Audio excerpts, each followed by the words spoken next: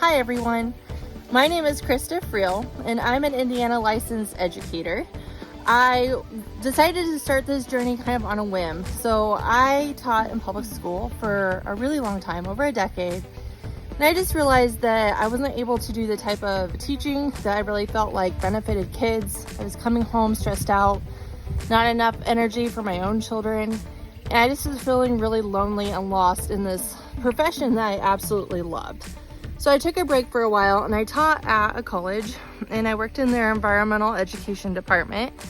And I loved the work I was doing, but I was mainly working with adults and that's not near as much fun as kids. So I kind of just decided on a whim, hey, I'm gonna go back into education, but I wasn't sure what that looked like. I started applying to some public schools and realized that I wasn't overly excited when I was getting callbacks.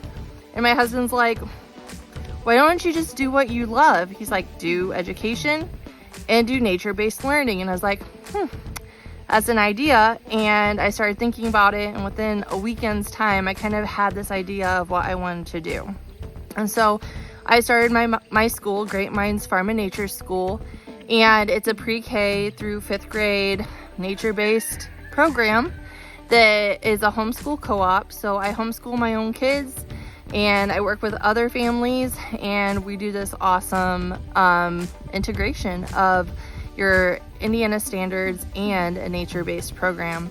And it's been awesome and I love it and I wanted to share my journey, but I wasn't sure in what format would be the best way to do that. I'd been thinking about writing a book for a while, but as anybody who's a mom and or an educator understands, you need way more human contact in your life.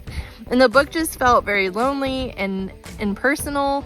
And so I really wanted to think of a way that I could connect with more people, maybe even more face-to-face, or at least through some actual dialogue. And that led me to thinking about doing YouTube videos on what I'm doing and helping others. And I kind of put some feelers out on Facebook and I got an overwhelming response of people who were looking for that exact thing. So here we are. So as I said before, I'm an Indiana licensed educator. I have my reading specialist endorsement, and I'm also trained in Orton Gillingham, which is an amazing reading program. If anybody out there uses it, it's awesome. I also have started my master's in mild and moderate interventions, and I also started my master's in environmental education as well. So I have a lot of background in my field, and I have a lot of experience. I taught in public school, I've taught in Montessori. It's been a wild ride, which has been amazing because that led me to where I am today. So I'm looking to start this channel and I'm probably going to post every Monday. And I'd like to do quarterly meetings where we can also maybe do like a live video so I can answer questions and we can do some collaborations if there's somebody who has like a topic they're needing ideas on. And just really build a community so that we can start reforming education and actually start meeting the needs of our children in a way they're not currently being met.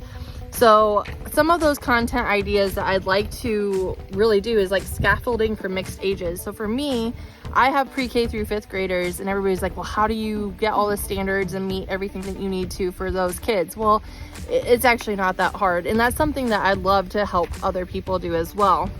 I'd also like to share some of the best websites, some of the best conferences, and other resources that I use for professional development or lesson planning. Lesson planning is another thing that I would love to help other people with. I love lesson planning. That's something that I think is really an important skill for having the mixed ages that I have.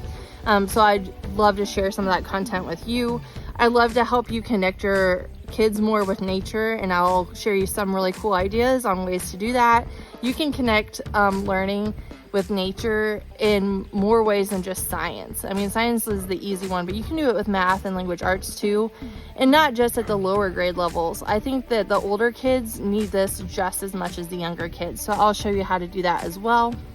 I'll show you kind of like my setting here, like what we do. So we do have an indoor classroom, but our outdoor classroom is obviously where we spend the most amount of our time, and you can't see a lot of it, but I'm actually sitting out at our base camp right now. And you would be surprised how little I added to this space. And we'll talk about that more about what do you need, what don't you need, and why maybe you shouldn't add some of the things that maybe other people are adding to their outdoor play spaces. I'll also talk about student feedback. How should you address like behaviors, using corrective strategies outside, just ways that we can talk to our students to encourage them and make sure that we're getting those behaviors and work that we're looking for.